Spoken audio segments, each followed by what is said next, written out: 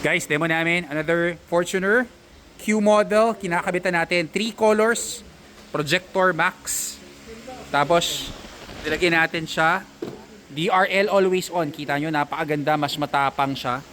Ito yung Projector Max. 120 watts. 3 colors. Ito, stock pa oh. Ito na yung upgraded. Kita nyo yung difference. Napakahina. Ito, upgraded na. Projector. Ito yung stock mo. Kita mo yung difference? Ayan yun. So, plug and play. No modification. Wala tayong gagalawin. And then, nilagyan rin natin siya ng rain visor. Injection type, yung makapal. So, injection type. Yan yung fog light ni Sir. Kita mo yung gumagalaw. Yun yung stock mo. Ang laki ng difference. Stock sa projector. Patakpan nga yung yung projector natin para makita yung stock. Natanggal na pala. Okay na. So kinakabit pa natin yung another set. So send us a message, we'll book your schedule. Ito bumper lights. Nakabit na rin natin siya.